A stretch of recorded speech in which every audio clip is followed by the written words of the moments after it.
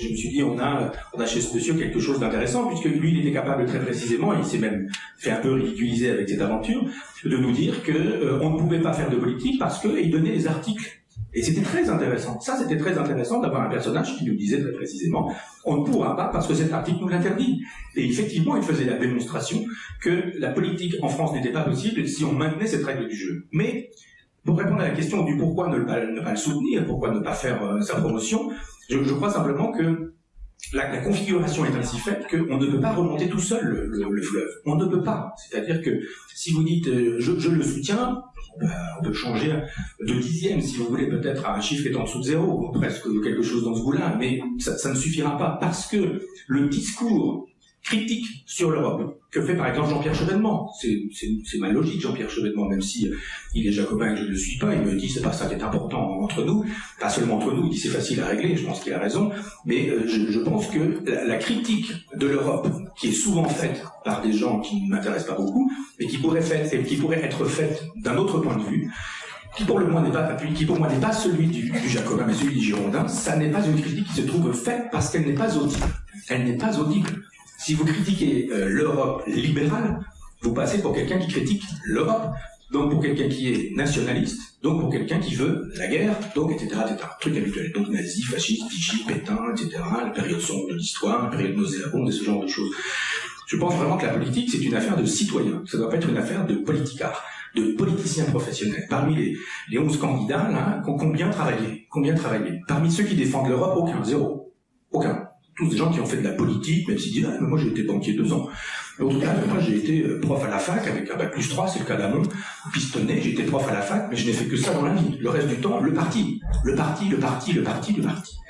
Les autres sont des gens qui n'ont jamais travaillé. Dans les petits, vous avez des gens qui travaillent. Vous aviez Poutou qui travaille. Vous avez Nathalie Arthaud, professeur. Et Poutou qui était ouvrier.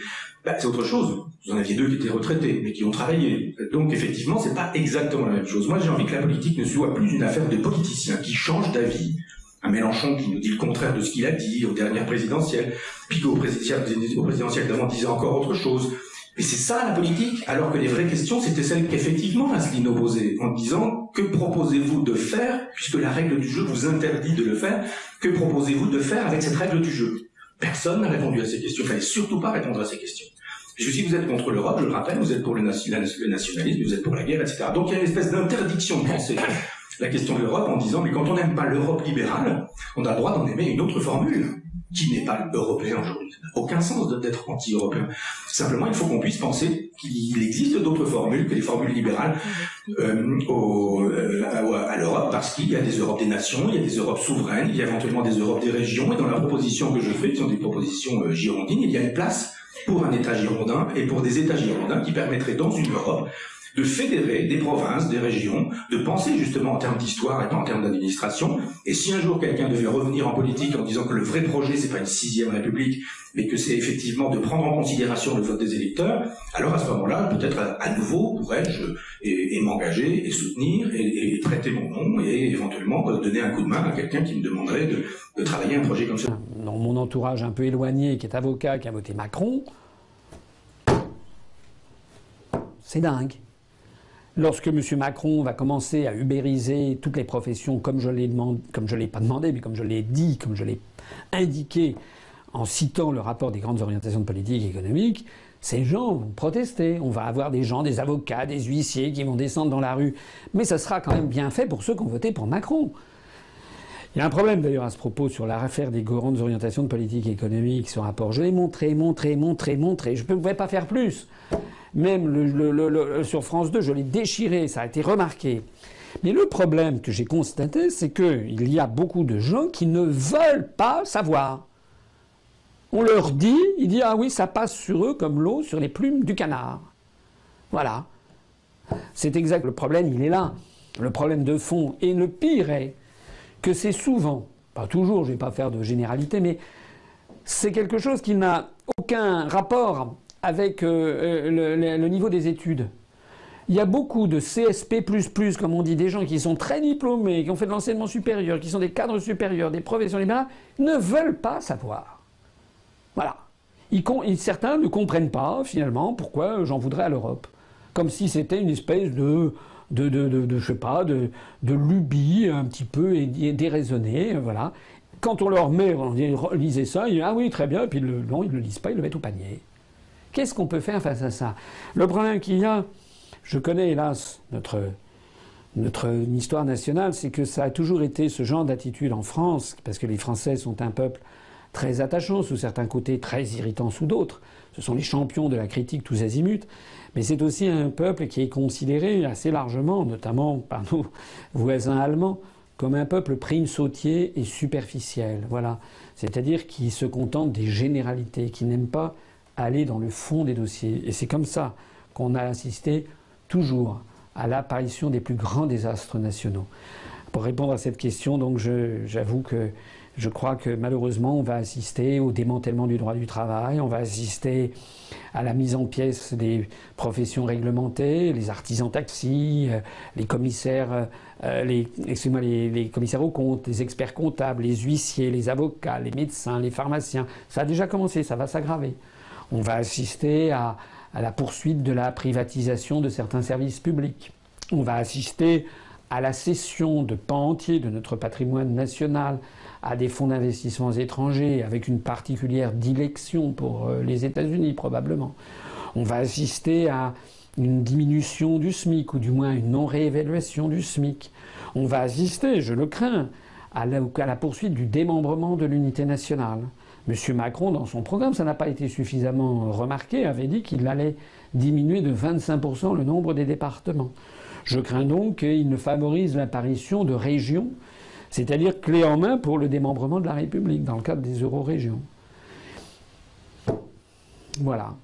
Maintenant, on va assister aussi, à contrario, à la montée de la violence, la montée de manifestations.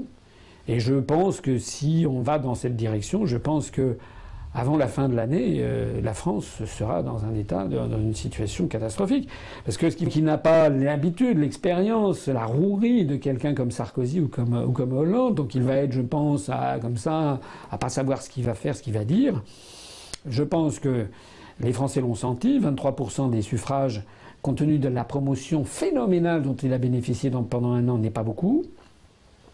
D'ailleurs, si on y intègre l'abstention, ça fait que jamais 18% des Français qui ont voté pour lui. Et là-dedans, ça veut dire que plus de 80% des Français n'en veulent pas. Et que parmi ceux qui ont voté pour lui, ce sont des gens qui l'ont fait de façon un petit peu évaporée, comme ça, parce qu'ils ont regardé, ah oui, tiens, il est nouveau, il est beau gosse, et c'est ça, et donc ils ont voté pour lui. Mais qu'est-ce que ça va refaire ensuite? Et là, s'il est élu, il va être élu par une coalition de gens qui se haïssent. Enfin, c'est peu dire qu'on se hait entre Hollande, Valls, Sarkozy, Fillon, Alain Madelin, Robert dingue, Dominique de Villepin, enfin tout ce petit monde qui grenouille avec Jean-Yves Le Drian, Ségolène Royal, tout ce petit monde qui grenouille derrière cet individu qui a 39 ans.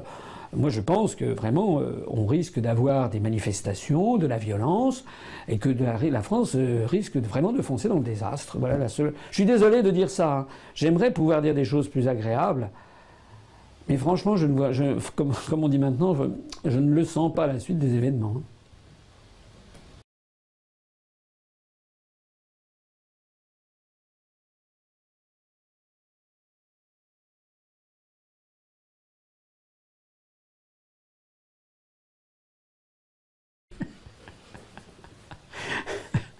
Peut-être un peu de, je ne sais pas, un petit peu d'aspirine. Moi, personnellement, j'ai pris un parti qui est que je n'écoute plus la télévision. Je pense que c'est de salubrité publique. De temps en temps, grâce à Internet, on peut faire un replay, comme on dit maintenant, pour réécouter ce qui a pu être dit. Mais je crois que franchement, ça n'en vaut pas la peine.